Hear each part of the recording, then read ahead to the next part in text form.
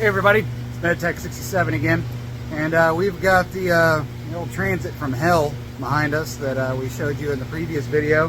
It had a dead hole, so we're going to start pulling the transmission and the motor and everything out of it today. We've got a short block coming with 2 heads, cams, phasers, timing chains, all that, because right now we cannot come by a engine assembly. So whether we wanted to or not, we're going to tear this engine down and see what happened on the inside of her. So hopefully there'll be some good carnage there. We're going to drop the subframe and pull the transmission. I'm not going to show that in this video because I've already shown it to you in other videos. If you'd like to see it, the title card should be right up there, and link in the description. So we're going to drop the subframe. We're going to take the tires off, the brake calipers off, all that stuff like I said in the other videos. But real quick, we're going to start tearing down the front of this thing and get the core support and all that out, so it's a whole lot easier to work on when it goes back together. You especially want to do that on the EcoBoost. You want to have more room. You'd be really surprised at how much more room you get working on these engines just by taking those headlights out. You've got so much more access on the, especially the driver's side, if you take those headlights out. You may notice that we've pulled the windshield out of this because it was pretty shattered to begin with. And we're just going to leave it out. We haven't cut the urethane or anything. We're going to leave the windshield out while we work on this. That way in case we would break the new one. But also, you never know, you might need access to it. You'd be surprised how easy it is to work on the engine from the dash. So we're going to get started on this. We're going to fast forward through taking the whole front end of this off. It's really simple. So let's get started.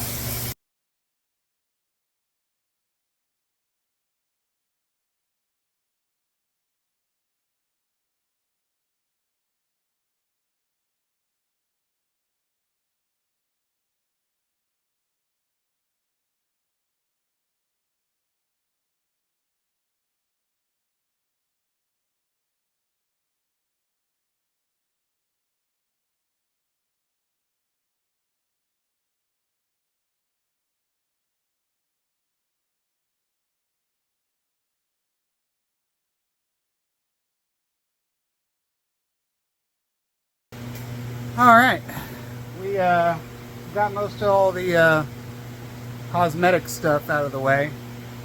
We can walk you through some of the stuff that we're finding so far. So, a lot of dirt. We found a lot of dirt so far crammed up inside this lower valence panel and all that. Literally, I had to take the windshield washer reservoir neck out, and I had to sweep up all the dirt before we made a whole crap ton of mud. As you can see, that AC condenser, she's certainly seen better days. Something came through the hole where it breathes through there, and through the bumper, and smacked the other loving crap out of it. It's probably pressed up against the radiator or the intercooler pretty well. So what Tyler's doing now is he's hooking up the AC machine, and we're going to discharge this whole system. Well, sorry, recover the whole system. That way we can start taking everything apart. We're going to drain the coolant system. There's no point in showing you all of that. Once all that's done and drained and recovered, then we can take off this whole front core support, the radiator, all that good stuff, and you'll have a great view of the engine, and it also makes it really nice for pulling that transmission as well. So let's get that done. Oh, you got it on me on purpose.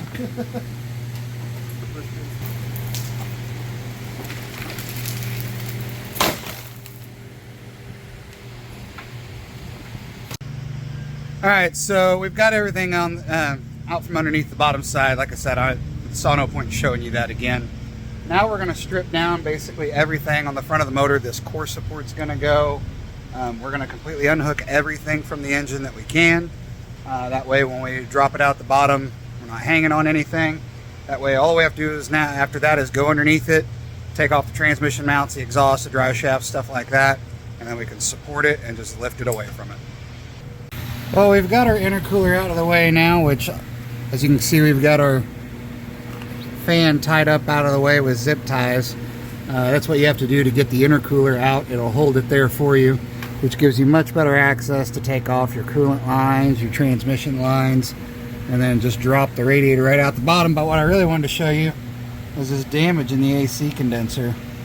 It's kind of crazy. Hey, Tyler, what does that sticky note say on the AC machine, how much I pulled out? And that is some pretty wicked damage. It's smashed right into the radiator. It's on the AC machine. It's smashed right here. Let me see if I can get some light on the situation. 2.53. We pulled out 2.5 pounds, which is almost what it probably calls for. But yeah, she was still holding refrigerant. You can see it's smashed. It's been rubbing right up against the radiator. And it's chocked full of bugs in there. I don't know how well you can see that. This thing can't be breathing well.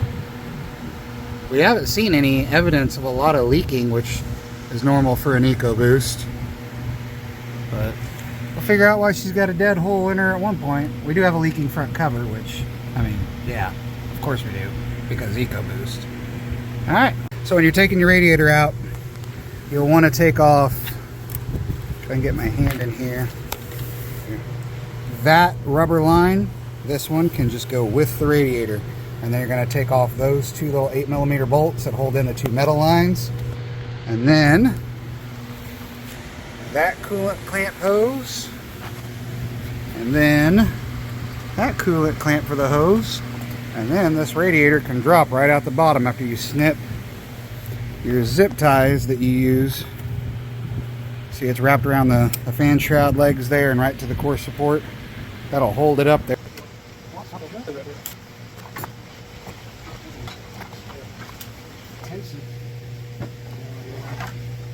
See if I can show you what's going on here. Because this thing's been bent, that is pushed up inside the clamshell and I can't lift up, so I'm going to try correcting the old bend here. We'll be back in service. We're Okay.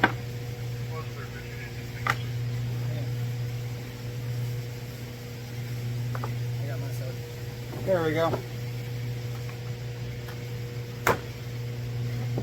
Now that we got that off from being hung on it, coolant fans can come right off. Here's your coolant fan assembly. It's got a couple little trap doors on it here. Pretty simple. I think we've got everything unhooked that we need to unhook from up here. All the accessory drive stuff can stay right where it is. We will have to move a lot of these lines and stuff out of the way when we go to drop it at the bottom. So now we're going to go underneath, we're going to unhook the drive shaft. We're going to hook the transmission lines and get them completely out of here. Who knows, the transmission lines might be able to stay right where they are, I'm not sure. But we're going to get the exhaust out of the way. That way we can put a jack stand under each cross member side, and then one underneath the tail shaft of the transmission. We'll lower it down onto it, loosen off the bolts, and then lift it away.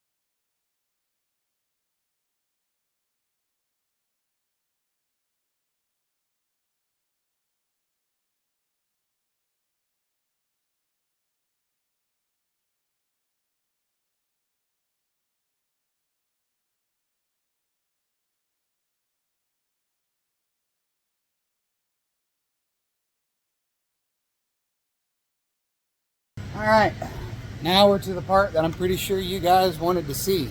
The teardown of this bad boy and what's going on with it. So we're just going to get started, go from the top down. We'll probably speed through, just taking off the valve covers and the intake, because you guys have seen me do that before on these things when we did the front cover job. So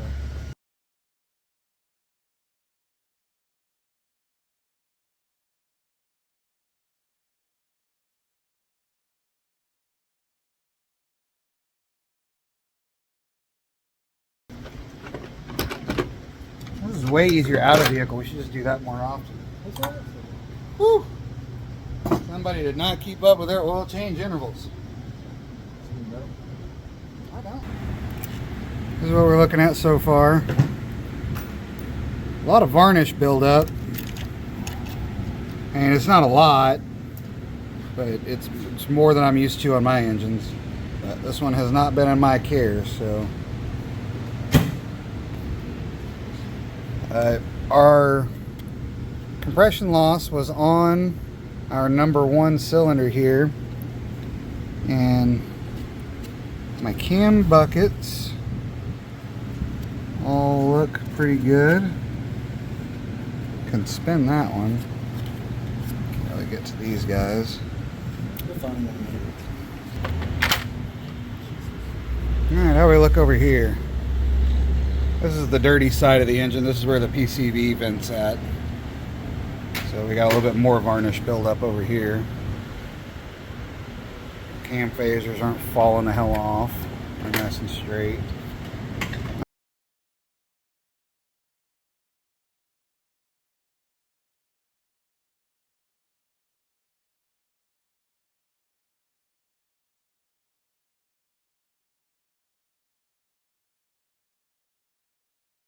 Alright, so now we're going to pop these injectors out of here.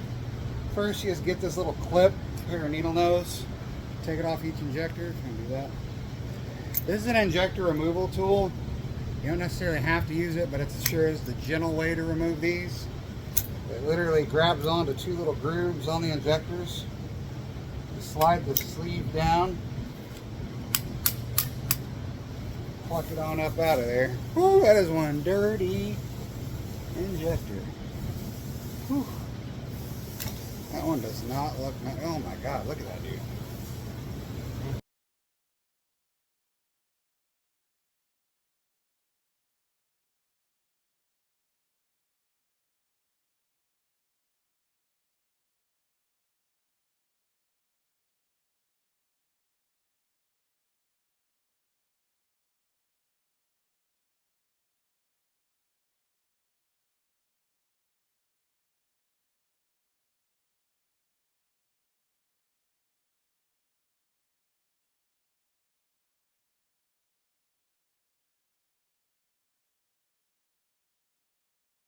Can I get a 3/8 6.13 now?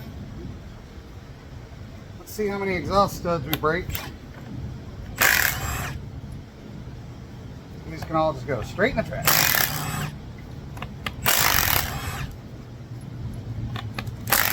You know, right now there's somebody up north who actually works on cars for a living watching us do this and just throwing crap at the screen. He's cussing. He's spitting out his brown bread. Oh, look, we broke one for you. Alright, if you ever take off one of these exhaust manifolds, there's only one place to take them, straight to the scrap bin. Replace them with the new stainless steel ones. As you can see, this one's been leaking for a hot minute. You can see all the carbon staining around that port.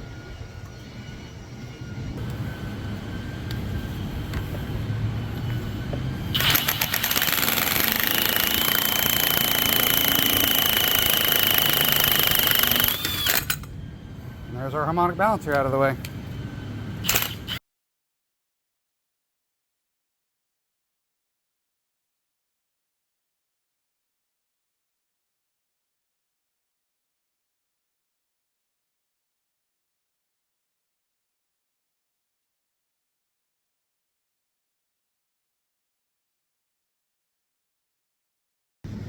So this fitting right here that the oil tube went into, you replace this fitting when you do your Jiffy tight connections on your turbo.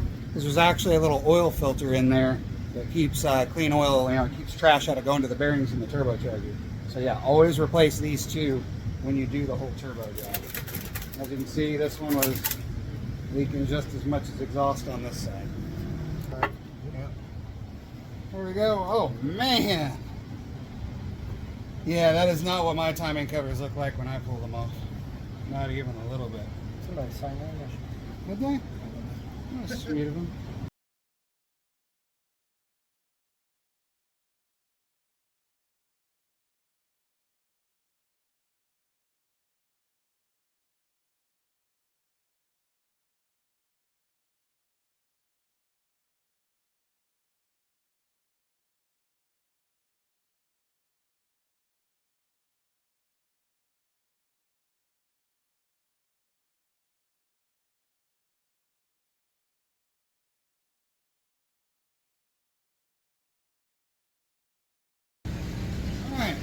look at our problem child side first.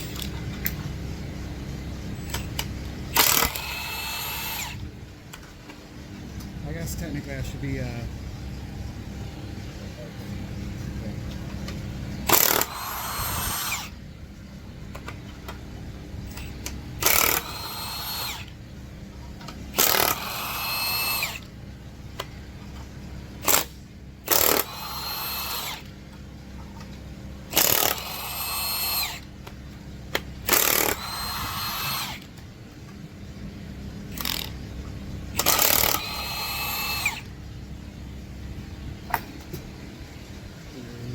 one right there. There you go.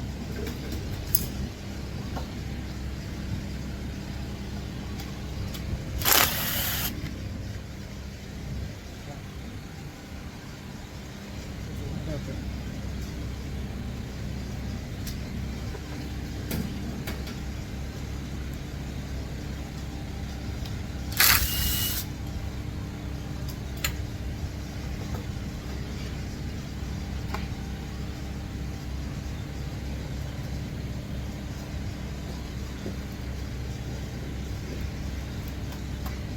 Well, I found our problem.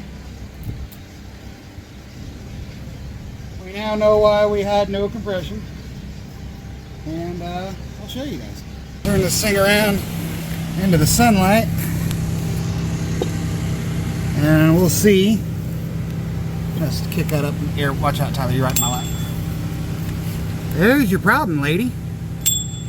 You burn a hole right through the exhaust valve. That's the only thing we have really wrong on this one. You got to give it to this motor.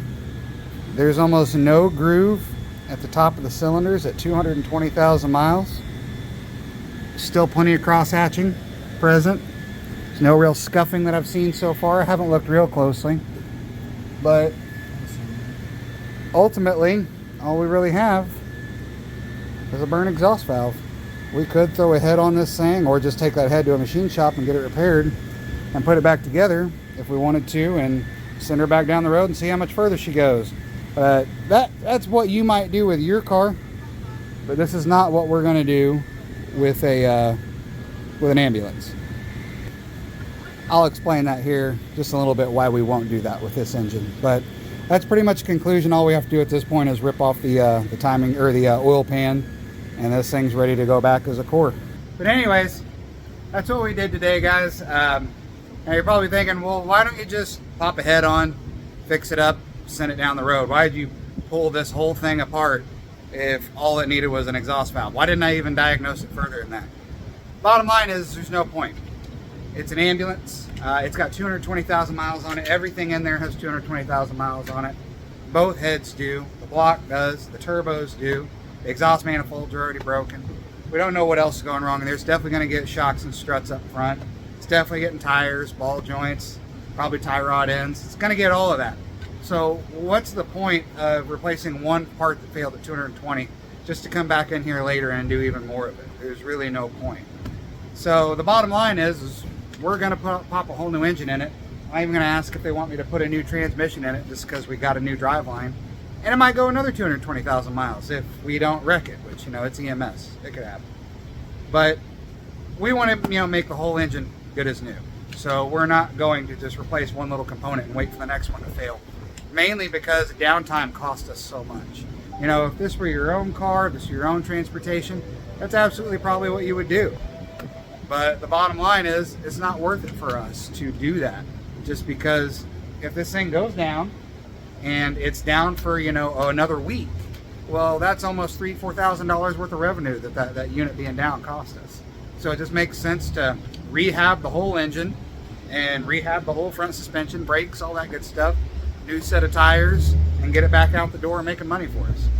So that's why we're doing it that way. I'm gonna make this the end of part one, the whole teardown. Part two will be it all going back together. Like, comment, subscribe if you like this video, and we'll see you on the next one.